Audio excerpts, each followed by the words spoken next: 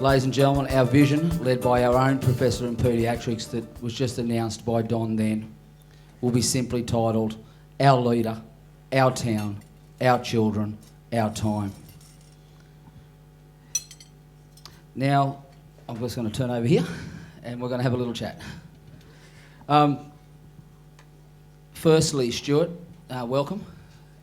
Thanks, Lee. Thanks for coming again. I've just got to ask the quick question. Under 10s rugby this morning? Got smashed. 68-0. Oh. Daniel, did he try his best? It was a shocker.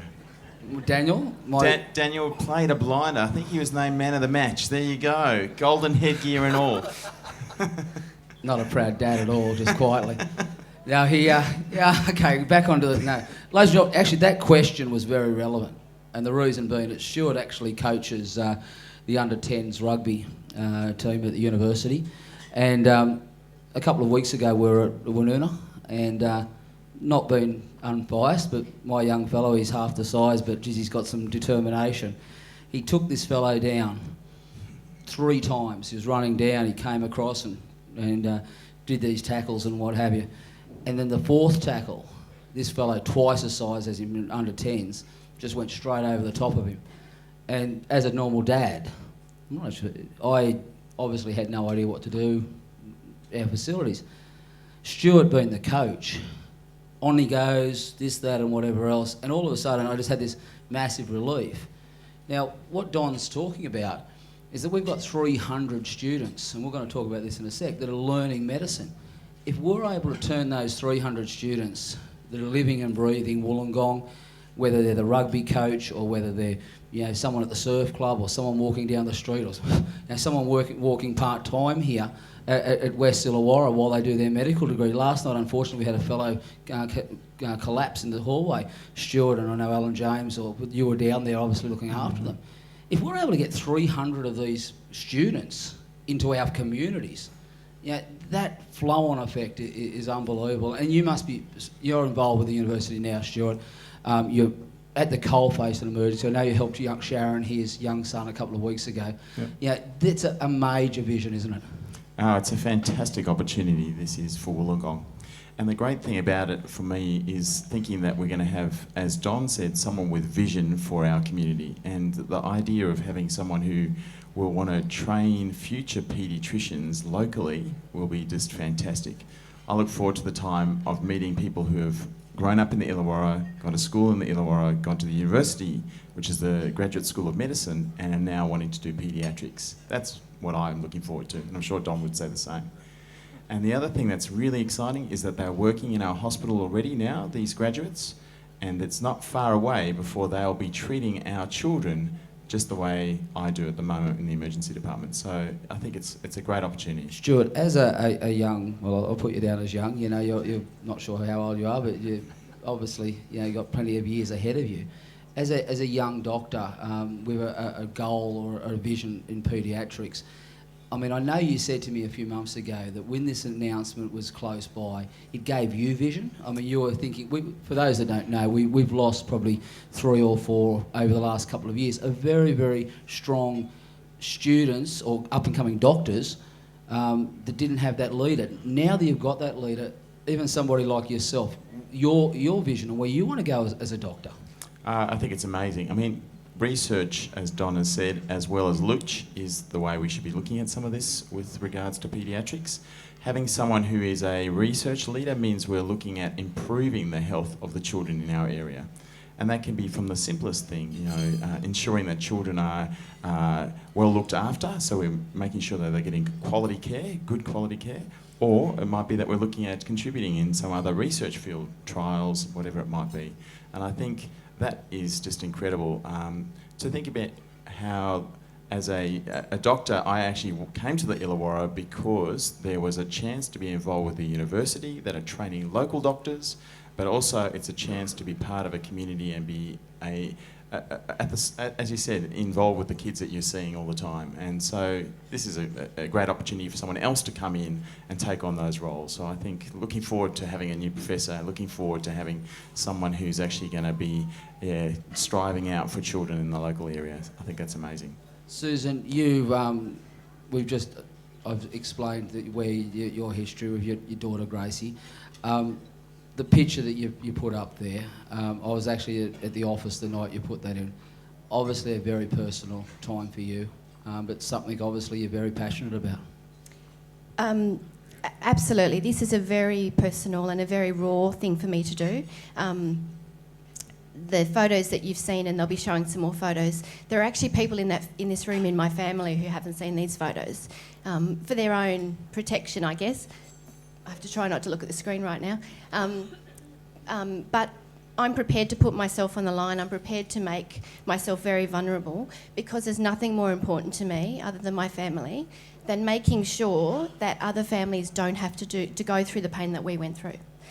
No mother should have to sit on a helipad and watch her daughter and her husband leave and wonder if she was ever going to come back. I very seriously face the possibility of not seeing her again. And I've tried to block out a lot of that pain, but if I can stop one person from ever feeling that pain, then everything I do for Southern Children's Care, for Bandage Bear and for Lee, everything I do is worth it if I stop one person from feeling that pain. Stuart, as I mentioned last night, I touch wood, speak or whatever I've got to touch. Haven't ever experienced the hospital situation with my children, and as I've never actually even taken them into hospital. Will you explain to me, and I didn't get this, a newborn baby and coming there and being put into a humidity crib, a 3-hour process just after birth, and then transported. What we're trying to do is take that process out of the equation. I mean, that 3 hours, I explain. Yeah, Lee, it's a long process to actually have a baby who is prepared for transport, but also there's this time of actually getting organised to be able to have a baby transferred to another place and then a family to be dislocated. So the preparation time is all about stabilising a baby, making sure that they are as well prepared for a trip that's going to be in a helicopter, and transferring between another hospital is outside of helicopters, all sorts of things. So it's a very stressful time for nursing staff, for medical staff, for families, and for the baby or the infant itself. So listening to Susan, I totally understand how not wanting to transfer other babies would be something that would be great to be able to do. The time that takes, the 3 hours? I mean, the health, or they talk about the vital times, the vital 10 minutes, the vital 20 minutes, or whatever it might be. I mean, there must be a vital 3 hours going on there. There is. I mean, a lot of that time is dealt with very quickly in the first part, but it's still a slow process. We need actually for the helicopter to even come to Wollongong to take the babies. That's part of the deal. They don't just stay locally and travel up. They actually have to come here to pick up babies or other children. So even from the emergency department, there are other children who get transferred from our emergency department, and that requires a helicopter coming to Wollongong, picking them up and then taking them back. So it's a very slow, difficult process. Yeah. Don, let's finish it this way. We talked about it last night. The importance of the mix that this doctor has. The mix of community, university and area health system in their way their wage and their, I suppose, their resources is put towards.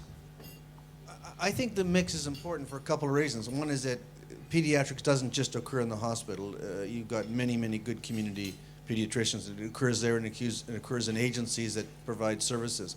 So the person has to have a view of whole of community, not just be hospital-centric or outpatient-centric. So that's very critical. The second thing is that we need a person who's going to be an advocate for children. If you're a full-time employee of one of the organizations, you're sort of beholden to them for your paycheck, and you can't speak out oftentimes as loudly or as forcefully as you'd like to. I want this person to be independent enough so that something's not being done, that they speak out about it, and they're free to feel that way, that their passion for where we need to go can come out. And I think that's important. Also, by being part of the community, they'll be like Stewart and go back and actually engage and see what the community can offer. So the independence is critical. You'll always need a Westmead for specialized care. And you always want to have that ability to move up. We have a... Don, you talked about percentages. and where our goal is. And that hit home last night, the percentages that we want to cut down to. Well, if I go back to the experience in Canada and say Toronto Children's, which is a premier hospital, they handle the top 5% where other people can't handle it. So they stabilize, but they move the 5% up. The conditions are so rare that you can't have it at a regional area. I'm saying we should be able to handle 95% of every pediatric problem that walks into either a pediatrician's office where they're then referred to Stewart, or if they walk into the ED, he refers them to the pediatric ward. That's our goal. And I'm saying we can do that within a decade. I have no question. Getting somebody like Stewart here is no mean feat either. I mean, he's taken a risk in his career by coming here, because he's come to a place that doesn't have the facilities, that doesn't have the culture. He's the person that's going to make the culture that will take us forward.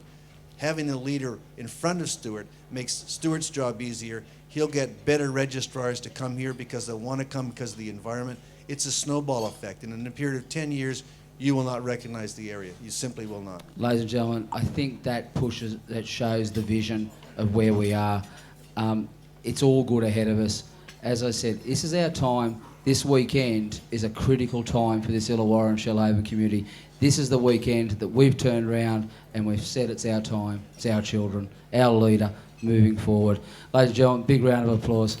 Don Iverson, Stewart, mate, not only you're a great rugby coach, but mate, you just keep doing what you do. And ladies and gentlemen, Susan Wallis, advocate for what we're doing. Thank you so much.